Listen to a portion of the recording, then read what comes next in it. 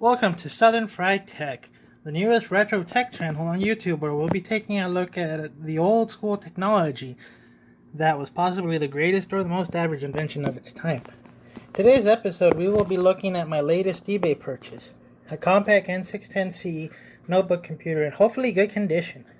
Not yet opened the package, but from the description, we should be able to just open the box, pop in the hard drive, and hit the road. Now join me as we take it out to see the light for the first time.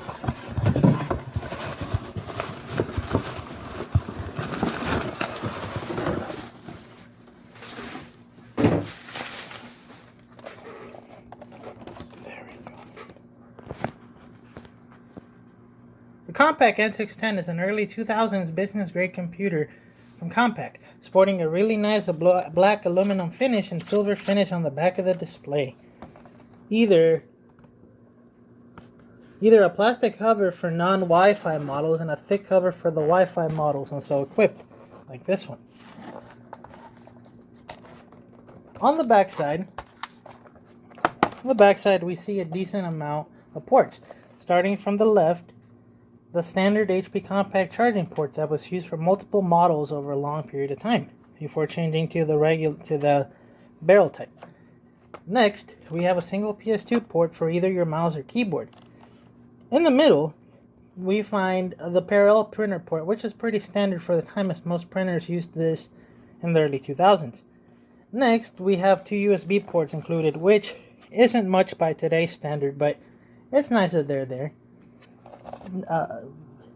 We have one RJ45 Ethernet port that gets you onto the internet, which is nice for the time. Next, finally but not least, we have three special ports.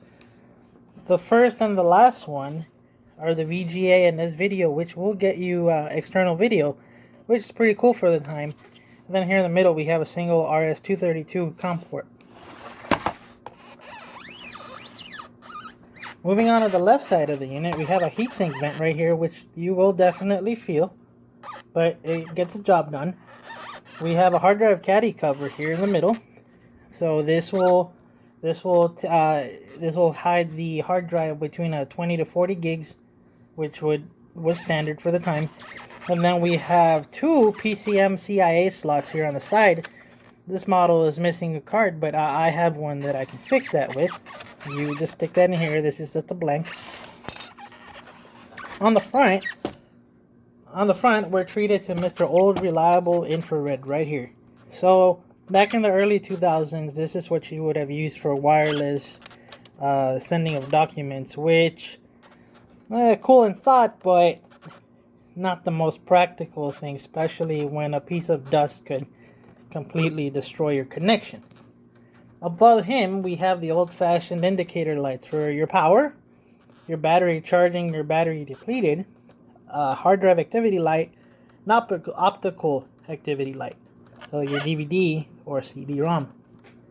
We also have these nice flush chromed out volume keys right here on the front. Control your volume up and down.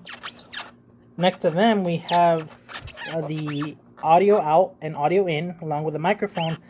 And these are pretty nice to have on the front. That way you're not stretching your aux cable or your headphone cable, but at the same time, if you have this on a desk, it does kind of stick out a bit. Moving on to the right side, we have a Kensington Lock here, so you could lock this to your desk. No one would steal it. In our case, a DVD rewritable and a CD rewritable optical disc, but this did come standard with a CD-ROM as far as I know. And finally, but not last, an RJ11 telephone jack with a built-in modem. On the bottom, it's a little hard to see, we have our battery, we have our Windows COA, we have our Compaq legal information, serial number, and whatnot. A port for the expansion dock, so you could hook this up to your desk, have your external CRT, keyboard, whatever plugged in. Your fan outlet right here, or sorry, inlet, your heatsink, and that's about it. Moving on to the top of the unit, we have this nice silver Compaq label here, and then this little sticker from the previous user, but we will be removing that. And this is the aforementioned wireless module. Now, this is not, you will not find these on all models.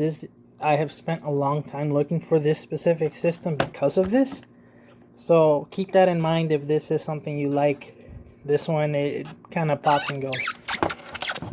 Okay, we're getting to the beauty of the system. We have our beautiful 14-inch screen. Another faded out label. We have Compaq, the Evo N610c. We have our nice touchpad here with 4 buttons. The 2 from the bottom for the touchpad, the 2 on the top for the pointing stick.